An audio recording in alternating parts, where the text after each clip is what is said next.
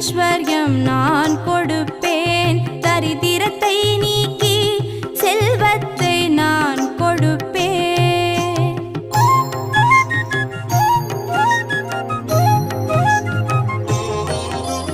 புத்திரனில்லாதவர்க்கு புத்திர பாக்கியம் நான் அளிப்பேன். கன்னியர்கள் பூஜை செய்தால் நல்ல கணவரை கூட்டி வைப்பேன்.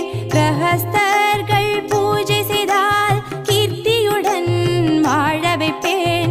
பக்தர்கள் பூஜை செய்தால் மோட்சபதம் நான்